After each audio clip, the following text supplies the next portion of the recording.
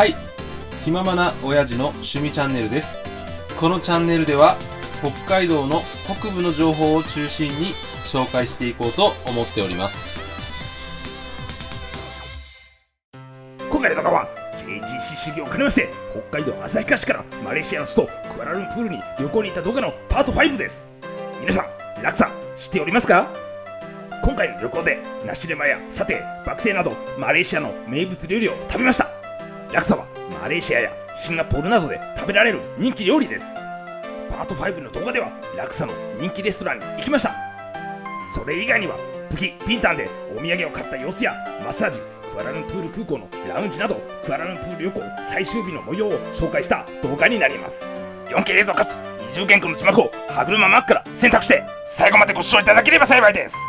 すでにご覧いただいている方もいらっしゃるかと思いますが、クアラルンプール旅行パート1の動画では北海道の真ん中旭川空港から羽田空港まで日本航空 JAL558 便に乗りました。パート2の動画では成田空港からマレーシアの首都クアラルンプール空港までマレーシア航空のコードシェア便に乗っております。成田空港の日本航空 JAL ラウンジの様子やクアラルンプールの飲み屋街、チャンカット、屋台街のアロー通りなどの模様を紹介させていただいております。パート3の動画ではオプショナルツアー専門サイトベルトラのクアラルンプール市内観光の模様を中心に紹介させていただいております。パート4の動画ではマレーシアの人気料理バクテーの人気店クアラルンプールタワーなどに行った模様を中心に紹介させていただきました。クアラルンプール旅行最終日は前日に行きましたジムに行った後にマレーシアの人気料理ラクサの人気店がありますプキ・ピンタンのショッピングモールスンガイワンプラザに行きました。この日も配車アプリのグラブを利用しました。私は車から景色を眺めておりましたが、ベトナムやタイに比べますとバイクが少ないなと思いました。車は比較的日本車が多いと思いましたね。先日参加したツアーの日本語ツアーガイドさんがおっしゃっておりましたが、マレーシアは石油を産出できますのでガソリンが安いそうです。それではスンガイワンプラザの中に入ろうと思います。携帯のアクセサリーなんかを販売しているお店がありましたね。奥でマレーシアの有名人なんでしょうかねのイベントをしておりました。この階にはカフェや洋服店などがありました。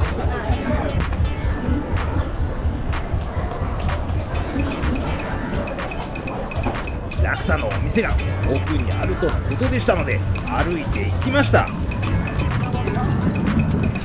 い、ラクサの人気店8円ラクサに到着できました。お店の中の様子です。おしゃれなラーメン屋さんのような雰囲気でした。このお店のメニューです。ラクサやナシレマなどのメニューがありました。そしてこのお店には4つのセットメニューがありました。今回私は B セットを注文しました。このお店の一番人気はアッサムラクサとのことでしたが、私はカレーラクサを注文しました。 B セットではカレーラクサに加えましてクロポ、レコーとロンガンを選択しました。今回注文しました B セット 24.9 リンギット、日本円で約800円です。カレーラクサはカレーとココナッツのスープがうどんのような太麺と絡んで美味しかったです。クロポ、レコはさつま揚げをカリカリにしたような感じで香ばしかったですね。そしてロンガンは黒糖のような甘さがある紅茶の中にライチが入っておりました。どの料理も本当に美味しかったです。ラクサを食べた後歩いて伊勢丹が入っておりますショッピングモールロット10に行ってみました。右手に見えますモノレールは KL モノレールだそうです。歩道橋を歩きますとプキ・ピンタン駅に行くことができます。こ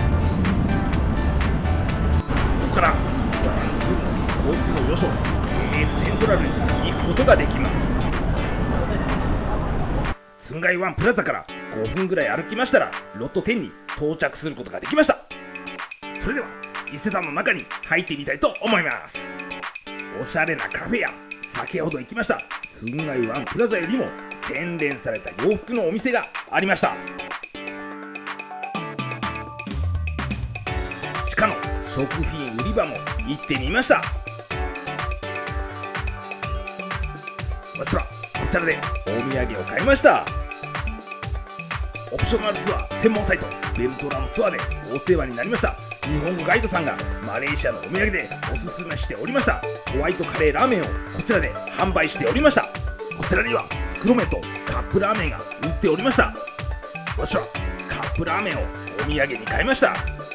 日本に帰って食べましたが、外国のカップラーメンで今まで食べた中で一番美味しかったです。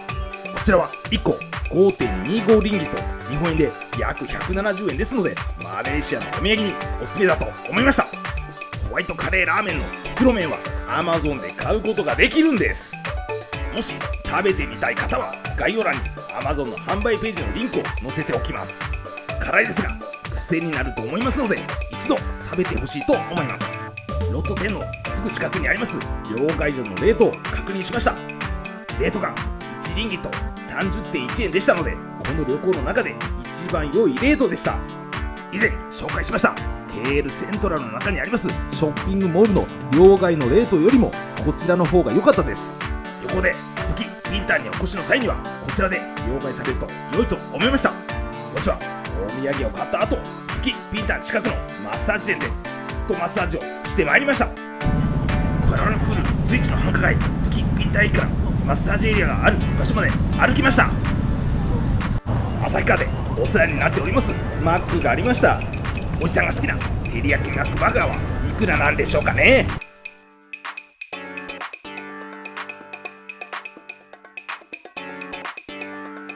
この辺りはパート2の動画で紹介しました屋台街のアロー通りの近くです。昼間でしたがドリアンを売っているお店や食事ができるお店が結構オープンしておりました。この付近には何軒かマッサージ店がありましたが、私は店の前に女性が座っているお店でマッサージを受けました。このお店のメニューです。私は60分のフットマッサージ料金が55リンギット、日本円で約1760円を受けました。この値段で60分もずっとマッサージしてもらうのはおじさん恐縮しちゃいますね。とても気持ちよかったです。私はマッサージをした後、ホテルに戻るためパート2でも紹介しました飲み屋街チャンカットを歩きました。昼の時間帯でもレストランが結構やっておりましたね。この日も暑かったので昼からビール最高でしょうね。夜の時間に比べるとあまり混んでおりませんでしたので、おじさん一人でも堂々と入れそうでした。この後ナレーションを入れませんのでチャンカットの様子をご覧ください。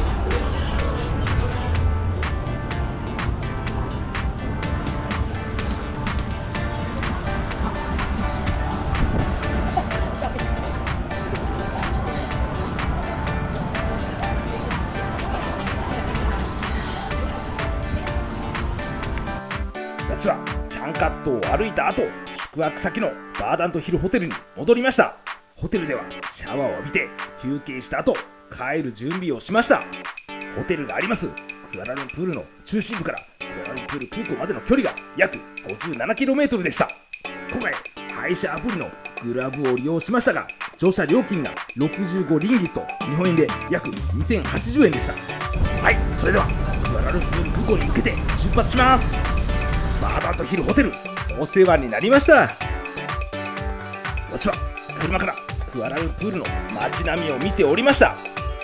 空港に向かうときは寂しい気持ちになりますよね。ここから高速道路に入りました。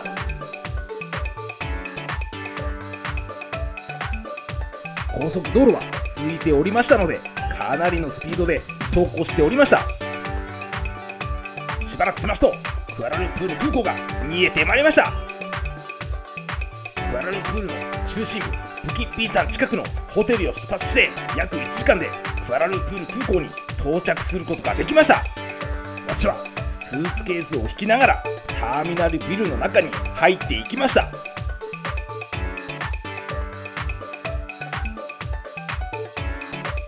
私はフライトボードを確認しておりました。搭乗する飛行機は22時50分発日本航空 JAL724 便でした。日本航空 JAL のチェックインカウンターは J でした。私はこちらのファーストクラスチェックインカウンターで搭乗手続きをしました。チェックインを済ませた後、出国審査場に向かいました。奥に見えます出国審査場で出国審査をしました。出国審査場を通過した後、免税店があるエリアを進んだ先にエアロトレインの乗り場に着きました。私はエアロトレインに乗って C22 搭乗口がありますサテライトターミナルに行きました。エアロトレインから見える景色をご覧ください。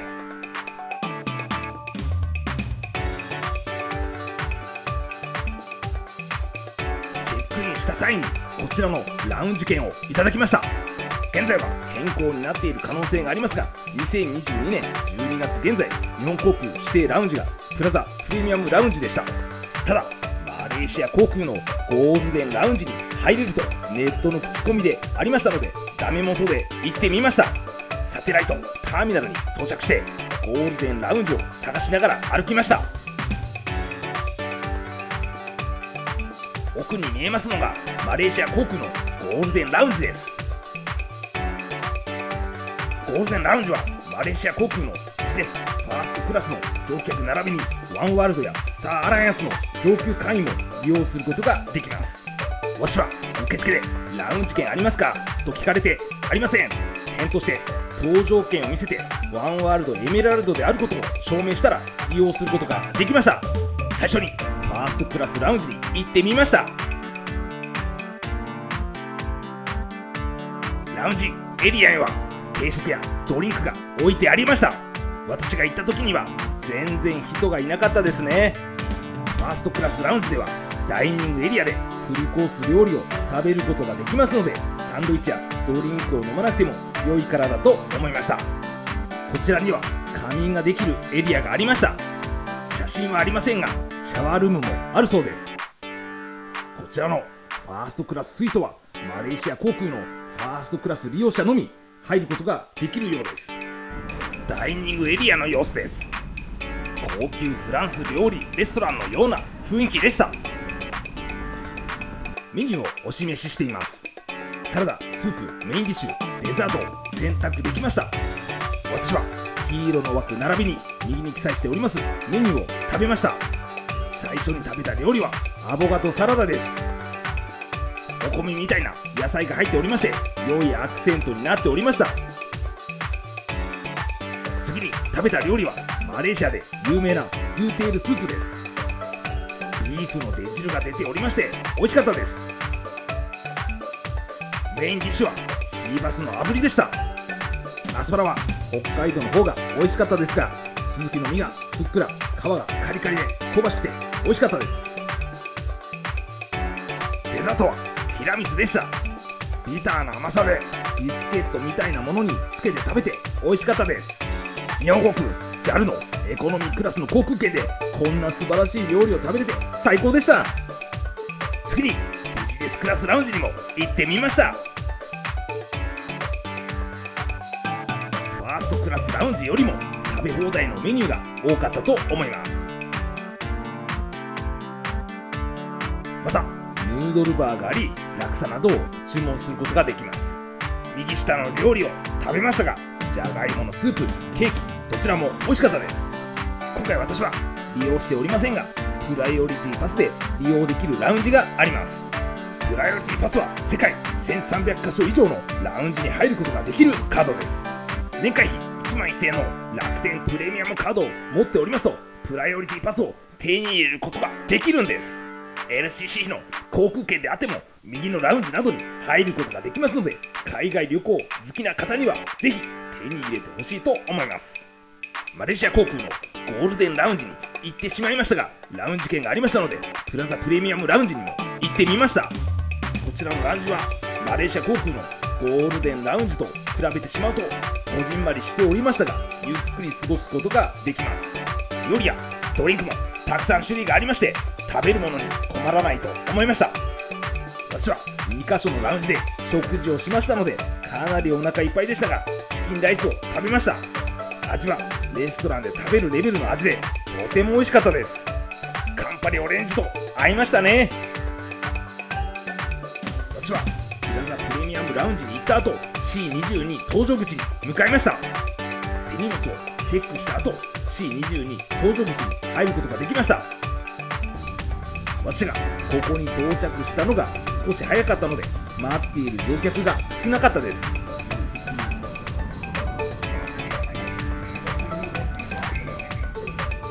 はい、マレーシアクアラルンプール空港22時50分発成田空港行き日本航空 JAL724 便搭乗開始します。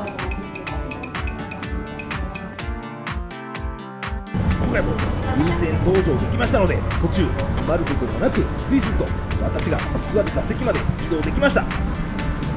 私はエコノミークラスのこちらの座席に座りました。こちらの座席には USB 電源もありましたので機内で携帯の充電ができました。これからマレーシアクアラルンプール空港を離陸します。徐々に加速していきます。この機種でありますボーイング767の離陸速度は時速 300km だそうです。日本航空 JAL724 便成田空港に向けて離陸しました。クアラルンプール空港から成田空港までの区間マイルは 3349 マイルです。距離は約 5382km です。途中沖縄上空などを通過するルートでした。クアラルンプール空港を出発して30分ぐらいだったと思いますがサンドイッチとミネラルウォーターが出てきました。成田空港まで約2時間沖縄上空付近で機内食が出てまいりました。早朝でしたのでオムレツやヨーグルトなどが出てきました。どの料理も美味しかったです。マレーシアクアラルンプール空港を出発しまして飛行時間約8時間日本航空 JAL724 便が成田空港に到着することができました。さすがに8時間のフライトは疲れましたね。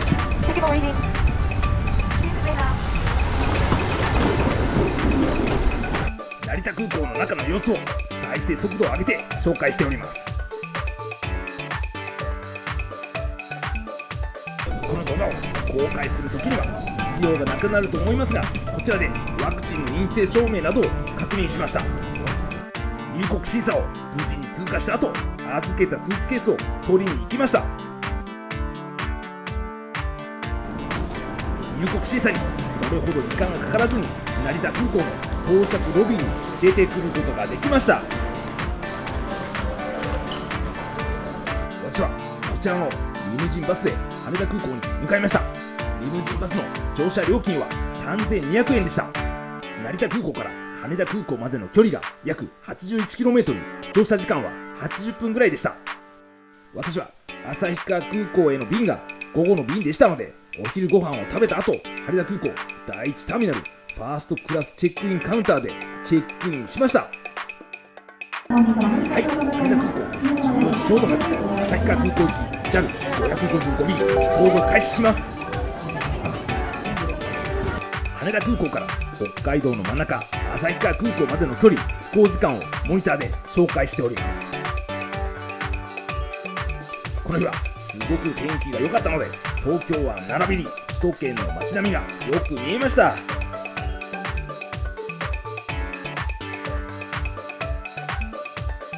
羽田空港を出発して約1時間半で北海道の真ん中旭川空港に到着することができました。マレーシア便と違って厚着をしている乗客が多かったですね。私はスーツケースをピックアップした後旭川空港の到着口に出ました。そのまま外に出たのですが午後4時前の気温がマイナス 6.2 度。やっぱり旭川寒いな。これで今回の動画は以上になります。クアラルンプールのドライブ映像を見ていただきながらエンディングにさせていただきます。今回の動画ではクアラルンプール旅行の最終日の模様を紹介させていただきました。クアラルンプール随一の繁華街ブキビンタンのショッピングモールでラクサの人気レストランでランチをしたりマレーシアのお土産を買ったりしました。またマッサージ店がたくさんあるエリアでフットマッサージをして癒されました。クアラルンプー空港にありますマレーシア航空などのラウンジにつきましても紹介させていただきました。そしてクアラルンプール空港から成田空港、羽田空港を経由して旭川空港まで合計区間マイル3921マイル、距離で 6309km を移動した様子など盛りだくさんの内容ではなかったでしょうか。今後も旅行に行った際にはこのような動画を作成しようと思っておりますので、もし作成した際にはそちらの動画もぜひご覧いただければと思っております。今後も北海道の北部の情報を中心に紹介してまいりますので、チャンネル登録よろしくお願いいたします。